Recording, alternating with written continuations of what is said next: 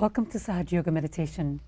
I'm Anna Mancini, and this evening we're going to discuss a very important and relevant issue, and that is the spirituality of the Native Americans and its connection to Sahaja Yoga.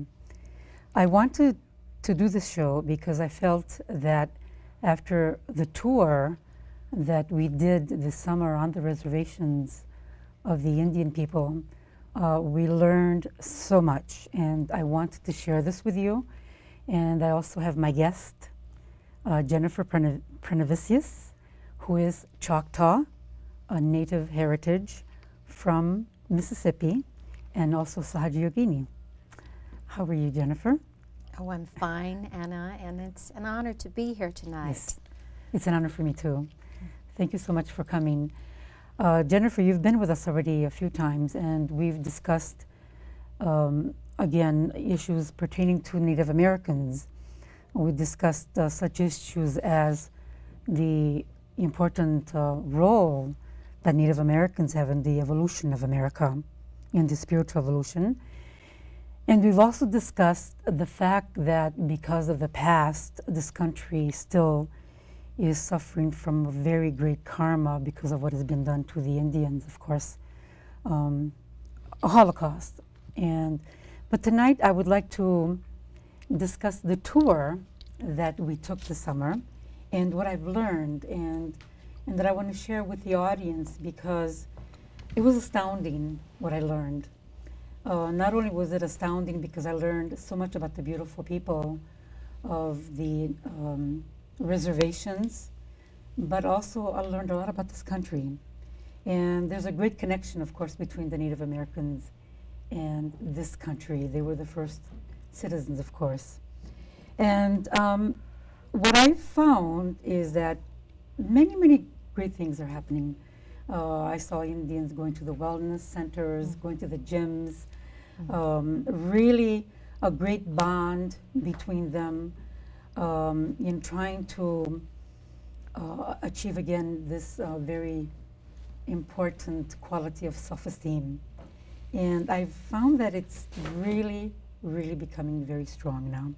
On the other hand, we know that there's still a very high rate of alcoholism, drugs, a very high rate of suicides, unfortunately, among the teenagers, and other problems. So where are we in this moment, Jennifer? I mean, I've seen both the very, very positive aspects and also the very negative. So what is really happening with the Native Americans today? Well, Anna, there is a saying that when we look at a glass, we can see it as either to be half full or half empty. When we look to the statistics of given to us by the Bureau of Indian Affairs on the different rates of alcoholism, diabetes, high blood pressure, poverty, suicide, we're looking at that glass half empty. But I would like to say that today there is a revitalization amongst the Native Americans. There is a rediscovering of their native roots, their traditions, their languages, and most of all, honoring the bonding that they have with their family. It's the core of Native culture. And so I see it as an upsurge in a positive sense. Yes. Yes. I agree with what you said about the family because I know a few Native people, they're Lakota, and they all talk about their family. And the beauty is that most of them have adopted children, at least 3, 4, 5 children. Everyone that I spoke to, every adult has adopted children. And yet I say adopted, but when I mentioned this to them, they said, no, we don't have the word adoption in our culture. Adoption doesn't exist.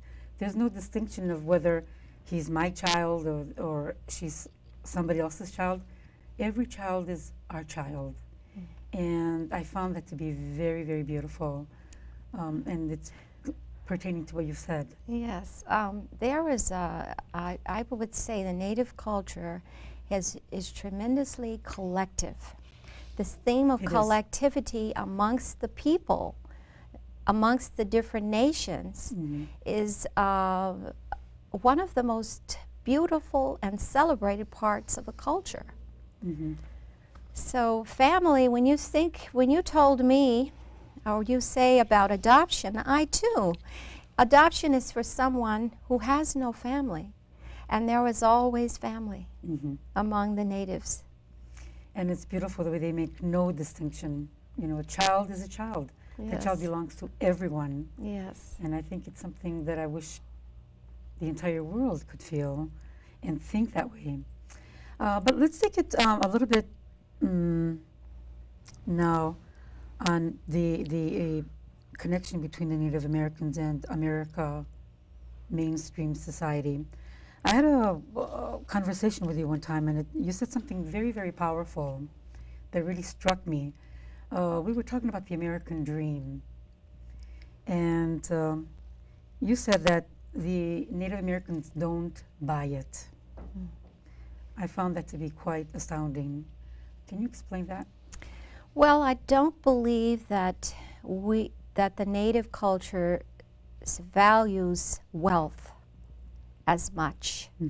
I believe they value family more, the times that they have, the storytelling, the moments spent with the elders. They see life as a continuity. They see the oneness. They look at the beauty of the divinity, and they see divinity as being in harmony with the elements. They actually, if you would say that anything is great for them, it would be the beauty of the sunset, the sunrise, the smell of the rain upon the earth, something that is of the senses but that is of nature. They would find that this would be something that would be wonderful to them. Education, of course, is important, but the big home, the big car is hard to understand because of their value system being different. Yes, and in American society right now, in mainstream society, unfortunately, it's the opposite, isn't it? We're all after the almighty dollar, the almighty position.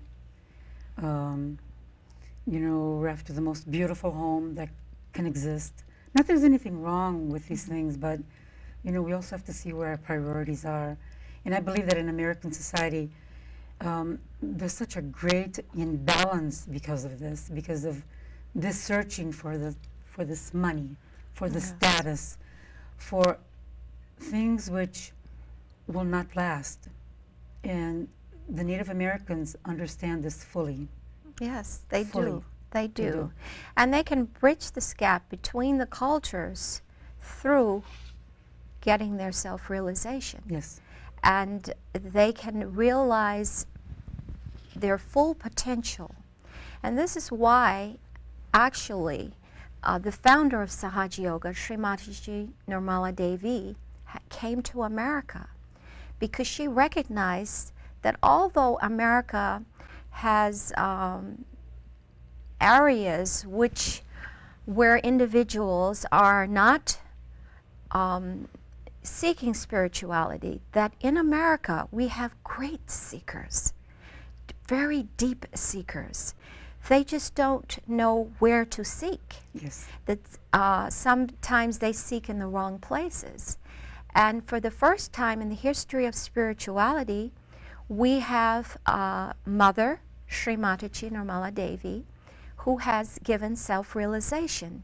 And through self-realization, humanity will evolve to the level where they recognize that we are a universal personality and we're all one. Yes. And what I would like to do, Jennifer, is, of course, Mother has given realization to thousands and thousands of people. And hopefully we will experience this with you tonight. You will go through the self-realization process, and the audience, of course, is invited to experience with us. But I want to take it one step further before we do that. Let's speak a little bit about isolation. We know that we tend to think of the Native Americans as almost as an enigma, as this, as if mysterious, and as if some part of society that's not a part of us. Almost they're there, but like they're not there. We really don't know them that well yet. And I know that that stems from the past. That's still part of from the past. And I would like for the audience and to now listen to Mother speak because of what happened in the past, how it has influenced part of the American society today. So let's put the first part of the roll in and listen to Her Holiness speak about what happened when the Europeans came and how this has affected the society of today and has created this form of isolation with the Native Americans and America mainstream. Countries who dominated other people.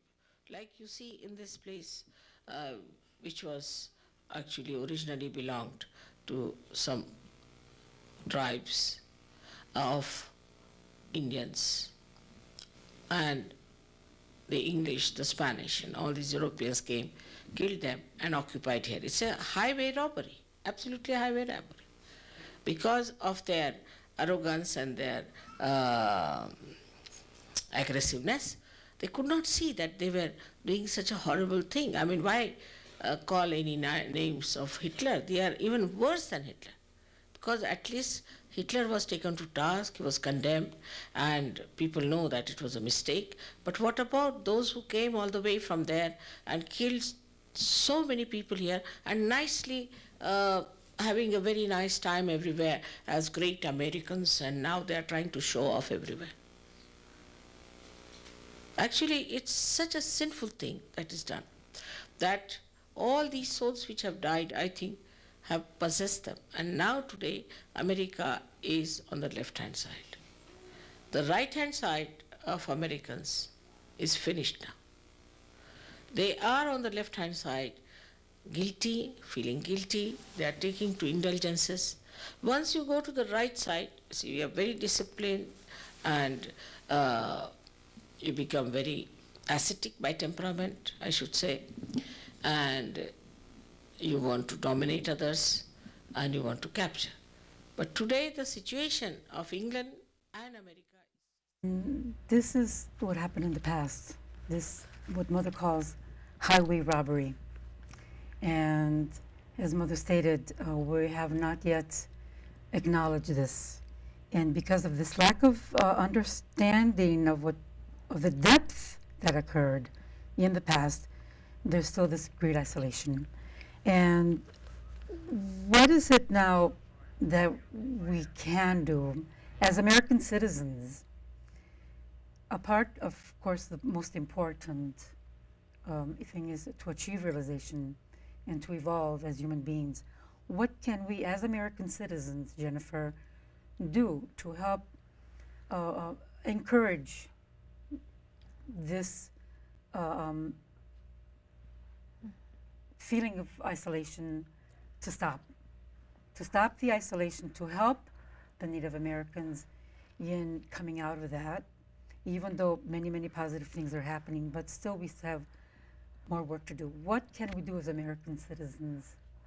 Well, I believe as American citizens and as Americans in general, there is only one thing to do, and you have just said it. The only thing to do is to get our self-realization. Once we get our self-realization, we evolve to the state where our heart opens. Once our heart opens, we develop love, compassion, and wisdom. It's a living state of being. It's not a quality. and not something we do, but it's a living state. Once we evolve, Native Americans and non-natives alike, we will understand through this experience that we're all one, and we will love one another. And that's the only thing that we can do. And I agree with that, because when I toured the Native Americans this past summer, I felt that. Of course, you know, the negative aspects are there, but I felt such tremendous deep spirituality of the Native Americans. I felt that they are ready, and they were. They took their realization so easily. Yes. So easily. You would just have to go up to them and say, would you like to achieve self-realization, feel your kundalini? And they would get it in seconds, Whereas in mainstream America, we have to work hard and hard and hard. And this is something that I believe is a unique aspect of the Native American, to have this deep spirituality, to achieve realization so easily, and they have something so profound. And which takes me to the Vishuddhi chakra. The Vishuddhi chakra, viewers, if you have been watching, is the energy center, which is located in our throat. It's called the Vishuddhi, and it gives the ability to be collective, the ability to be detached in whatever we do. It gives us a diplomacy, takes away all forms of aggression in our voice, and makes us connected one to the other. I found that the Native Americans naturally had all these qualities. Why? Well, because they are the first people. Mm-hmm. They were actually, for some reason, they were born on the soil. And as this is, the Vishuddhi is the area in the universe, in the world, that is actually responsible for communication through voice. Native Americans take their responsibility very seriously. And they do many things using a Vishuddhi. For example, handicrafts, laying stones, marble, masonry, many things done with the hands. And this is an opportunity to create something with the hands. And these things, they hold high, and they hold as very noble. They hold as high and as noble as anything that anyone could do in earth, you know, upon this earth. Yes. And, but more than anything, when you use your voice, your Vishuddhi, you use it responsibly. You speak always the truth. And wouldn't it be wonderful if we could get to the point where all Native Americans and non-Native Americans could not just get their self-realization, but give their self-realization. Mm-hmm. And what about the next leap, where we have in America, America is the center of communications for the stock market, Yes. For business communication, for health communication, for statistics of health, etc. But what if America could be the first nation that communicated to the world that there was a way through which everyone could go through an inner evolution, which would lead to a unity amongst all nations? Wouldn't that be wonderful? Well, I believe it's going to happen. That is Her Holiness' vision for the world. That is the purpose for the self-realization. Yes. That is the purpose why Mother has been working now since 1970 for the salvation of this world. Yes. And she has always been particularly concerned about the Native Americans, because they play a tremendous part in this awakening. Because as you said, America is really the communicator Yes. of the world. Notice that whatever America does, it goes everywhere. Yes. You know, fashion, movies, so many things. Whatever America does, everybody follows. And people don't know that, but it is because of this Vishuddhi chakra.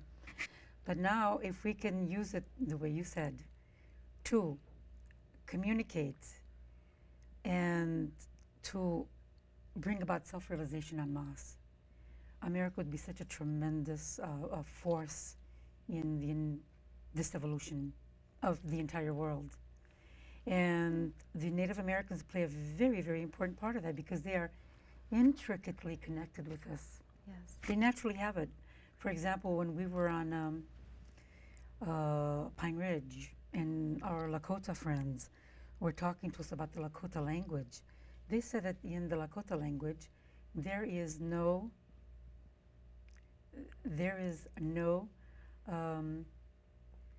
swear word. There's no vulgar word in their language. Every word is sacred.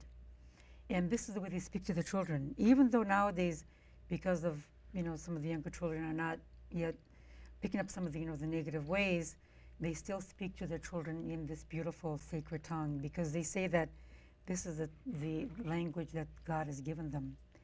And this is part of also of the Vishuddhi chakra and the Native Americans also. I have another roll-in, not the second one, but the third roll-in, where Mother addresses the innocence and the beauty of the Native people. This is the roll-in that's on the second tape. And can we start it? It's very nice because Mother speaks about the innocence of the Indian people. She speaks about their earthiness and speaks about their very innocent ways and how this gives them this great dignity. In the whole world, you see, there is a big uproar about it. People are talking about it, that there should not be domination of the innocent, simple people. It has happened, but it will all has to be changed, has to be brought to some last end. Otherwise, people cannot exist. Like everywhere they went and oppressed so many people.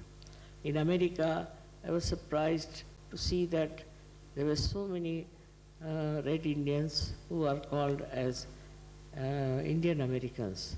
They were all oppressed so much that they had to run away to different places. And then I went to this place, Kanajori.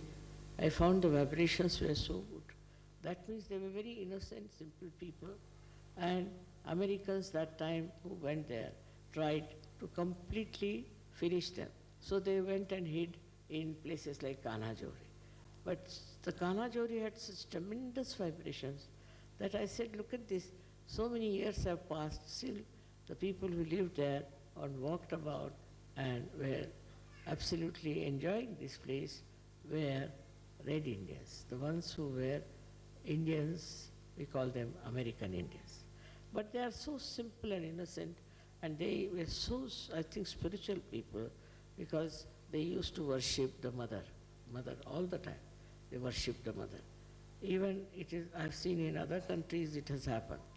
But I was happy to see that in Australia they are very secular. They have many Maoris and all those people.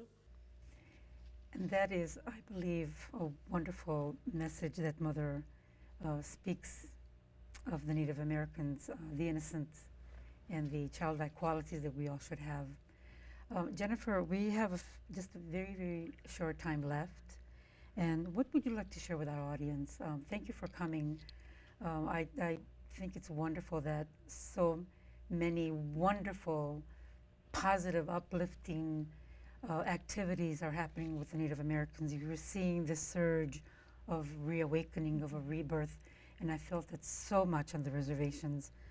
And I know that we will get to that time that you mentioned where we will all be one and there will be no isolation, because we create isolation in our hearts.